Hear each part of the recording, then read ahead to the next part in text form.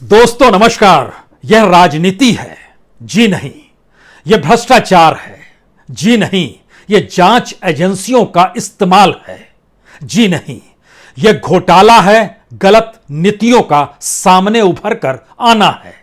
दिल्ली से लेकर कोलकाता तक कुछ ऐसी ही आवाज सुनाई दे रही है। इन आवाजों में जोर तब और पड़ता है जब आवाज यह भी आती है कि बंगाल में दूसरे नंबर के पार्थ चटर्जी गिरफ्तार हो चुके हैं और अब दिल्ली में दूसरे नंबर के मनीष सिसोदिया गिरफ्तार हो जाएंगे।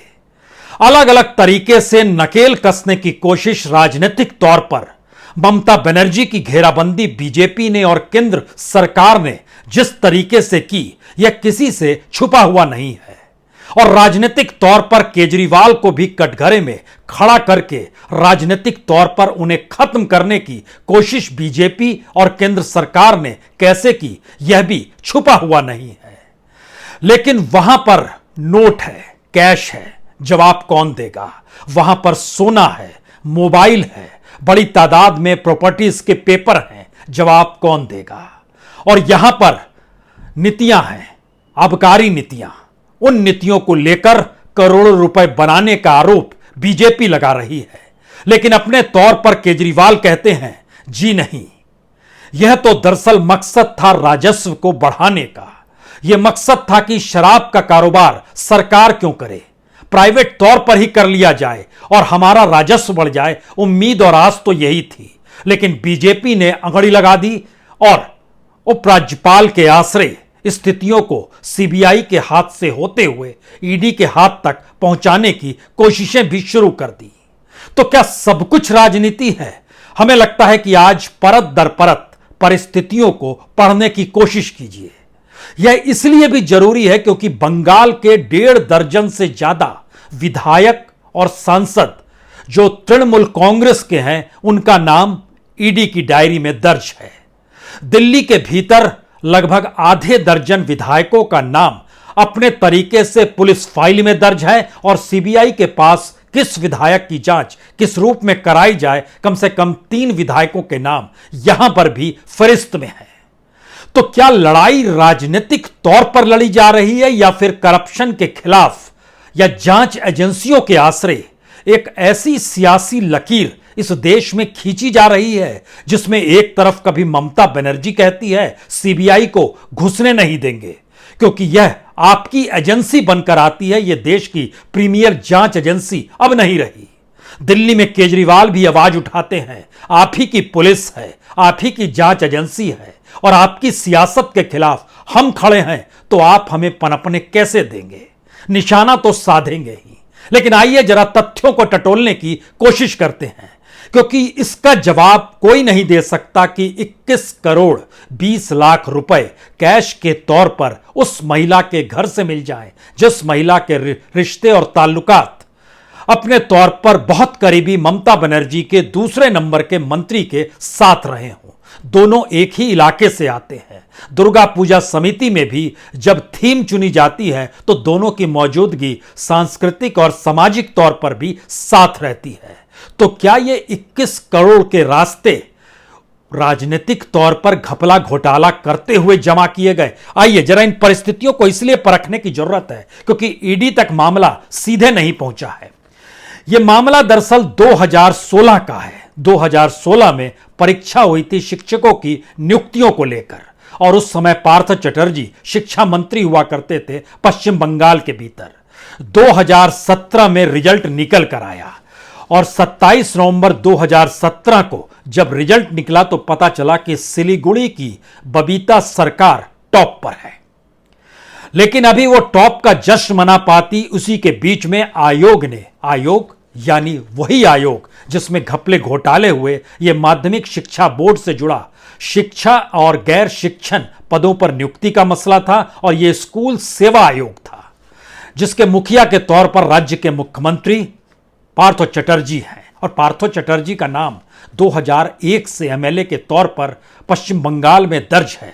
कभी विपक्ष के नेता रहे, दर्जनों मंत्रालय संभाले, अभी भी 3 मंत्रालय संभाल रहे हैं, लेकिन 2014 से 2021 तक शिक्षा मंत्री थे।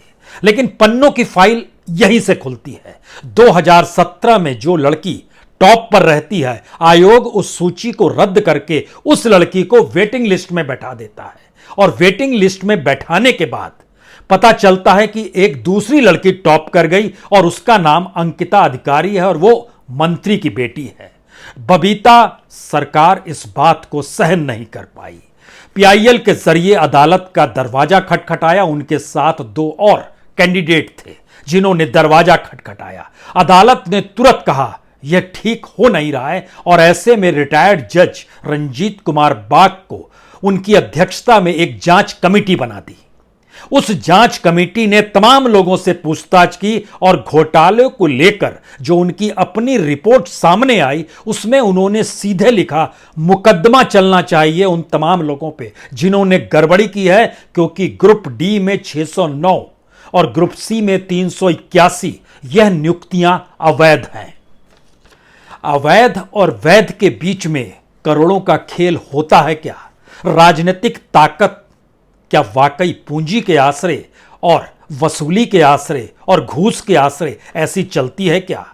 यह बात जांच समिति की थी और अदालत ने बिना देर किए 4 पूर्व शीर्ष अधिकारी जो माध्यमिक शिक्षा बोर्ड में थे उन सब को लेकर उनके खिलाफ आपराधिक कार्रवाई की सिफारिश कर दी। अध्यक्ष कल्याणमय गांगुली, उनके खिलाफ भी कार्रवाई शुरू हो गई और अपनी जांच पर मुहर लगाते हुए पूरा मामला सीबीआई को दे दिया। सीबीआई ने जांच शुरू की, पूछताछ शुरू की, उसे महक आने लगी रुपयों की। इसने कहा कि दरअसल पैसा जो है यह तो पैसा मनी लॉन्ड्रिंग में तो नहीं जा रहा है और एक लिहाज से ब्लैक को व्हाइट बनाने की दिशा में बढ़ तो नहीं रहा है। राजनीतिक सत्ता जिनकी रहती है वो आसानी से बना लेते हैं।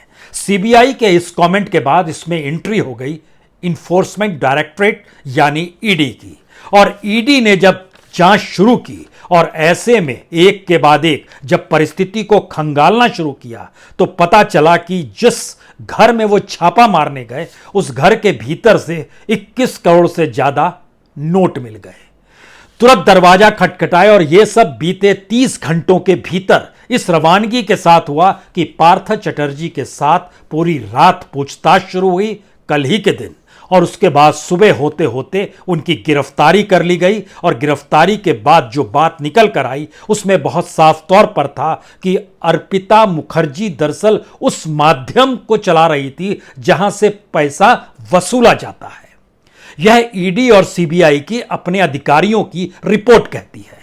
उसमें एक नाम मोनालिसा का भी आया कि वह भी कहीं ना कहीं किसी ना किसी रूप में कुछ उगाही कर रही थी। लेकिन अर्पिता के घर से पैसा मिलना, 20 से ज्यादा मोबाइल का मिलना, 50 लाख रुपए से ज्यादा का सोना मिलना, लगभग 10 से ज्यादा प्रॉपर्टी पेपर जो अलग अलग फ्लैट्स के थे, उसके अलावे भी कुछ जमीनों के दस्तावेज उनके घर से मिलना। लेकिन पार्थ चटर्जी की पहचान कोई छोटी मोटी नहीं है। यह तो कोलकाता के बहाला सीट से 2001 में चुनाव जीते, 2006 में जीते, 2011 में जीते, 2016 में जीते, 2021 में जीते, और लगातार कभी प्रतिपक्ष के नेता के तौर पर और कभी मंत्री के तौर पर वाणिज्य मंत्री रहे, उद्योग मंत्री रहे, संसदीय कार्य मंत्री रहे, और 2021 के बाद भी इनको इंडस्ट्री दिया गया, इंफॉर्मेशन टेक्नोलॉजी दिया गया, कॉमर्स मिनिस्ट्री दी गई। वो अभी मंत्री ही हैं, लेकिन ईडी गिरफ्तार कर चुकी है। तो क्या यह राजनीतिक लड़ाई है? क्योंकि इसका दूसरा हिस्सा केजरीवाल सबसे नजदीक ममता बनर्जी के हैं और दोनों नेताओं ने सीधे तौर पर देश के प्रधानमंत्री नरेंद्र मोदी को जी नहीं, संघ परिवार के स्वयंसेवक नरेंद्र मोदी को जी नहीं, बीजेपी के नेता और कद्दावर तौर पर पहचान बनाने वाले नरेंद्र मोदी जी नहीं, तीनों से हट जाइए। राजनीतिक तौर पर राजनीति साधने के लिए, बीजेपी की सत्ता को डिगाने के लिए ममता बनर्जी के तेवर और केजरीवाल के तेवर मोदी के खिलाफ खड़े मैदान में होते रहे और खुले शब्दों के साथ होते रहे। और राजनीतिक तौर पर बीजेपी कभी ममता बनर्जी को डिगा नहीं पाई और बीजेपी दिल्ली में डिगा नहीं पाई आम आदमी पार्टी को, और आम आदमी पार्टी पंजाब में भी जीत गई। तो क्या यह रास्ता राजनीतिक तौर पर है? क्योंकि इसके ठीक समानांतर हम आबकारी नीति यानी शराब की नीति जो दिल्ली सरकार ने बनाई उसकी फाइल की दिशा में जाएं, उससे पहले एक बात और समझिए। शिक्षा राज्य मंत्री परेश अधिकारी की बेटी अंकिता और अब उनके घर भी छापे पड़े, उनके घर में भी तमाम दस्तावेजों को जब्त किया गया। यानी शिक्षा मंत्री और शिक्षा राज्य मंत्री 2021 में तो दूसरे को दे शिक्षा मंत्री बना लिया गया। लेकिन इन परिस्थितियों के बीच में जो छात्रों ने अदालत का दरवाजा खटखटाया, उनसे जब एक जर्नलिस्ट ने सवाल किया, आपको डर नहीं लगता है? ये ममता की सरकार है और ममता की ताकत का एहसास आपको नहीं है? बोले मुझे तो पता ही नहीं था कि दरअसल मैं अपनी नियुक्ति को लेकर जो सवाल खड़ा कर रही हूं, मेरी जगह जिसकी नियुक्ति हुई है वो किसी मंत्री की बेटी है। मैं तो यूं ही चली गई थी अदालत में दरवाजा खटखटाने की, न्याय होना चाहिए। अब सवाल यह है कि बंगाल के भीतर एक दो नहीं, 1.5 दर्जन नेताओं पर ईडी का शिकंजा कभी भी कस सकता है। और मौजूदा वक्त में पार्थ चटर्जी का डिगना ममता के लिए शायद उस सियासी जमीन का डिगना है जिसके आश्रय वह ईडी पर निशाना साधती थी, जिसके आश्रय वह दिल्ली पर यह आरोप लगाती थी कि जांच एजेंसियों का बेजा इस्तेमाल वो कर रही है अपने विरोधियों को ठिकाने लगाने के लिए। क्योंकि पार्थो चटर्जी का मतलब कॉमर्स और इंडस्ट्री मिनिस्टर, इंफॉर्मेशन टेक्नोलॉजी और इलेक्ट्रॉनिक्स के मिनिस्टर, पार्लियामेंट्री अफेयर के मिनिस्टर, पब्लिक इंटरप्राइजेस का विभाग उनके पास, इंडस्ट्रियल रिकंस्ट्रक्शन जो यह भी उनके पास है, और अब शिक्षा मंत्री जो भारतीय बसु हैं, जो डमडम से जीत कर आते हैं, उनको दे दिया गया है। अगला सवाल, अगर ये राजनीतिक लड़ाई इस शक्ल में उभर कर आ रही है या फिर घोटाला इस शक्ल के में रूप में अब उभर कर आया है, तो इसके दो मतलब बहुत साफ हैं पश्चिम बंगाल के मद्देनजर। करप्शन सिस्टम का नहीं बल्कि उस पॉलिटिकल प्रोसेस का हिस्सा है जहां पर राजनीति साधने के लिए आपको इस तरीके से करप्ट होना पड़ेगा, क्योंकि हर पॉलिटिकल पार्टी करप्ट है। क्या यह जवाब हो सकता है? क्योंकि सिस्टम में करप्शन को कैसे शामिल किया जाए, यह दिल्ली और कॉरपोरेट का संबंध बार बार दिखलाता है, जो केंद्रीय सत्ता और देश के मल्टीनेशनल कंपनीज और कॉरपोरेट को संभाले हुए चंद नाम है। क्या उसके काउंटर में करप्ट होना ही पड़ेगा, यह सवाल है, या करप्शन के आश्रय जो जनता पे प्रभाव पड़ता है उसका जवाब कोई देगा या नहीं देगा? क्योंकि उस समानांतर में हम एक कदम उस 1.5 दर्जन नेता जो तृणमूल कांग्रेस के हैं उनकी पूरी फहरिस्त बताएं और उनका कच्चा चिट्ठा बताएं, उससे पहले लगता है हमको दिल्ली दोबारा लौट आइए। क्योंकि दिल्ली के भीतर शराब कारोबारियों को टेंडर में 144 करोड़ 36 लाख रुपए की छूट दी, यह बीजेपी सीधे सीधे आरोप लगा रही है और कह रही है छूट किसी को यूं ही नहीं दिया जाता है, छूट की एवज में कुछ लिया भी जाता है। तो अगर आपने 144 करोड़ रुपए की छूट दी होगी तो क्या यह रास्ता हवाला सरीखा था, जो बीजेपी सवाल उठा रही है? अगर हवाला सरीखा था तो इसका मतलब है ये 114 करोड़ 144 करोड़ 36 लाख आपको दूसरे रास्तों से मिल गए होंगे, क्योंकि आपने पूरे के पूरे आबकारी नीति को निजी हाथों में सौंप दिया। और निजी हाथों में सौंपने का मतलब है अब सरकार ने पल्ला झाड़ लिया, अब हम धंधा शराब का नहीं करेंगे, प्राइवेट पार्टियां ही करनी शुरू कर दे।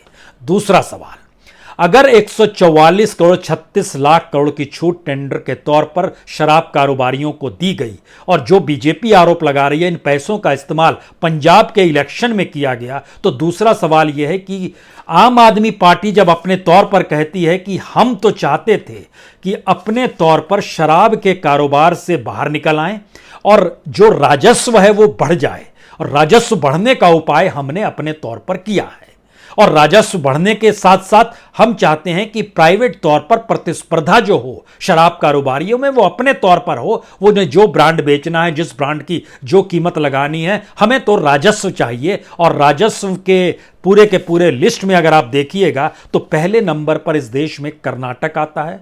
100 रुपया राजस्व में से 14 रुपए 27 पैसे कर्नाटक राजस्व के तौर पर शराब से कमाता है। दिल्ली का यह आंकड़ा 11 रुपए प्लस में आता है, यानी जितना भी राजस्व आता है उसमें से 11 रुपए से ज्यादा तकरीबन 12 साढ़े 12 रुपए तक जो आइडिया है इनका उस रूप में राजस्व कमाया जाए। लेकिन इसके एक समानांतर सवाल दूसरा भी है। इससे पहले दिल्ली में 700 दुकानें चला करती थी, 500 सरकारी एजेंसियां चलाती थी। पिछले बरस सरकार ने नई नीति बनाई, उस नीति के तहत उन्होंने तय किया कि अब हम नहीं चलाएंगे और इसको प्राइवेट हाथों में बेचेंगे। 17 नवंबर 2021 से नई पॉलिसी की शुरुआत हुई और कहा गया कि अब हर जोन में दुकानें होंगी शराब की, हर वार्ड में दुकानें होंगी शराब की, यानी 700 के बदले अब 850 दुकानें होंगी, सही संख्या 849। और इसमें से अपने तौर पर सारी दुकानें जो अब प्राइवेट हाथों में दी जाएगी, उनके जरिए जो कमाई होगी, उस कमाई से राजस्व बढ़ने लगेगा। यह नीति दिल्ली सरकार लगातार बता रही है, लेकिन बीजेपी कह रही है ऐसा मामला लगता नहीं है। ऐसा मामला लगता नहीं है, नहीं ऐसा मामला है नहीं, क्योंकि प्राइवेट हाथों में जब चीजें दी जाती हैं तो उनसे कुछ लिया भी जाता है। और वहीं पर आपने गड़बड़ी कर दी, क्योंकि कैबिनेट की जो बैठक बुलाई उसकी जानकारी एलजी को नहीं, किसी को नहीं। एलजी के पास जब तक मुहर नहीं लगेगी यह पॉलिसी पास हो नहीं सकती है। और दिल्ली सरकार तो 3 रास्तों पर भी चल रही है। पहला रास्ता, शराब पीने की उम्र कम कर दी जाए। दूसरा रास्ता, दिल्ली के भीतर शराब होम डिलीवरी होने लगे, यानी घर बैठे बैठे शराब आने लगे। और तीसरा रास्ता, पूरी रात शराब की दुकान खुली रहे सुबह 3 बजे तक। इन 3 पर भी मुहर लगी नहीं है, लेकिन इन सब के बीच ये पूरा मामला जब चीफ सेक्रेटरी ने तैयार किया तो चीफ सेक्रेटरी की एक लाइन है।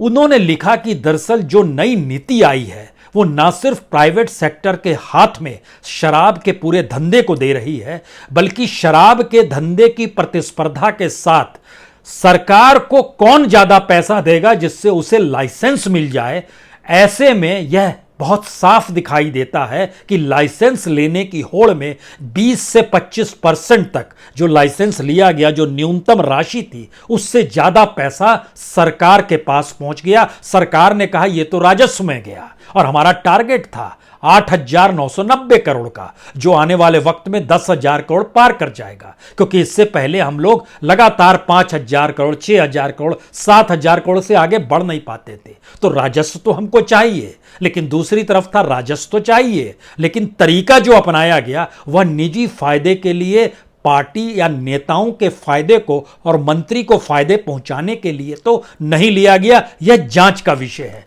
और यहीं पर एलजी ने एक बैठा दी चिड़िया कि सीबीआई जांच होनी चाहिए। अब ध्यान दीजिए, सीबीआई जांच के आश्रय दोबारा एक झटके में आप पहुंच जाइए बंगाल। सीबीआई जांच के आदेश अदालत ने वहां पर हाईकोर्ट ने दिए थे जब पीआईएल पहुंची थी, और सीबीआई ने अपनी जांच में खुशबू महसूस की कि पैसों की लेन देन और ब्लैक एंड व्हाइट का खेल है, मनी लॉन्ड्रिंग का खेल है, यह ईडी के हाथ में दे दी जाए। तो ईडी ने जांच शुरू की। पार्थ चटर्जी गिरफ्तार हो गए, जो दूसरे नंबर के मंत्री हैं, और भी अभी गिरफ्तारी होगी। यह भी संकेत है। दोबारा दिल्ली लौटिए। दिल्ली में सीबीआई जांच का मतलब है अब उस पैसे के साइकिल की जांच होगी, जिस पैसे को लेकर कहा जा रहा है वो पैसा कहां गया और किस रूप में गया। तो उसकी जांच पंजाब तक जाएगी, या उसकी जांच फिर से मनी लॉन्ड्रिंग के आश्रय ईडी के पास आ जाएगी। क्योंकि ईडी का मतलब बहुत साफ होता है। ईडी बड़ी सख्त संस्था है के तौर पर भारत में बनाया गया है। मनी लॉन्ड्रिंग बर्दाश्त नहीं की जा सकती है, इस बात का जिक्र तमाम सरकारों ने किया। और मनी लॉन्ड्रिंग के आश्रय इसमें जब आप अदालत में जमानत लेने के लिए भी जाते हैं तो बिना ईडी के अधिकारी से बातचीत किए कोई अदालत जमानत नहीं दे सकती है जिसकी गिरफ्तारी ईडी कर चुकी है। यानी ईडी के वकील के तर्कों को आपको देखना होगा। यानी सीबीआई अगर करे तो दूसरी अदालत से आपको जमानत मिल सकती है, ईडी के जरिए यह नहीं मिलेगी। तो वो रास्ता दिल्ली में भी ईडी तक जाएगा ही, बंगाल में ईडी तक चला ही गया। अब यहां पर यह सवाल था कि जो 3 बातें जिक्र हो रही थी, बीजेपी इसे भी मुद्दा बना रही है कि उम्र कम में, यानी आप क्या चाहते हैं 18 साल में लोग शराब पीने लगे, घर बैठ के होम डिलीवरी शुरू हो जाए और रात सुबह 3 बजे तक दारू की दुकानें खुली रहे। अब यह सवाल था कि क्या यह ईडी के पास मामला जाएगा या नहीं जाएगा, क्योंकि जो नीतियां बनी थी, जो आम आदमी पार्टी अपने तौर पर कह रही है, केजरीवाल सरकार कह रही है, हमने सोचा तो था 850 दुकान का, लेकिन उसमें शुरुआती दौर में पता चला हर वार्ड में जो 3-3 दुकान खोलने का जिक्र था, उसमें 67 वार्ड तो ऐसे निकले जो अनाधिकृत कॉलोनी है, यानी नॉन परफॉर्मिंग इलाके हैं। वहां पर आप शराब दुकान नहीं खोल सकते हैं। तो 200 दुकानें तो वहां वहां कट हो गई। फिर 9 जोन ऐसे थे जहां पर 200 दुकानों से कोई रेवेन्यू नहीं आया, बचे 450 दुकान। तो रेवेन्यू जितना सोचा गया था उतना नहीं आ पाया। इसीलिए हमने आबकारी नीति में परिवर्तन किया, जिससे आने वाले वक्त में राजस्व का लाभ दिल्ली सरकार को हो सके। सोच यही है। लेकिन इसमें पेच जो है, जो चीफ सेक्रेटरी ने देखा और जो एलजी देख रहे हैं और अब जिसे सीबीआई देखेगी, इन तीनों परिस्थितियों में जो पूरी आबकारी नीति के तौर तरीके हैं वह पैसा कमाने और बनाने की दिशा में ले जाने वाले हैं। यह इंडिकेट नौकरशाहों की कलम कह रही है जो केंद्र सरकार के अधीन है, एलजी की कलम कह रही है और सीबीआई क्या कहती है, अब इसको जरा परखना होगा। अब इसके बाद आखिरी स्थिति आई है इन दो राज्यों के समानांतर। तीसरी स्थिति यह है कि जब लड़ाई लंबी चल रही है तो एक नारदा शारदा केस भी हुआ था, उसमें भी स्टिंग ऑपरेशन हुआ था। एक पत्रकार ने किया था जो नारदा से जुड़े हुए थे, मैथ्यू सैमुअल। उन्होंने जब बताया 2016-17 का हम जिक्र आपसे कर रहे हैं, तो ध्यान दीजिए सारी गड़बड़ी बंगाल में 2016-17 की उभर कर आ रही है।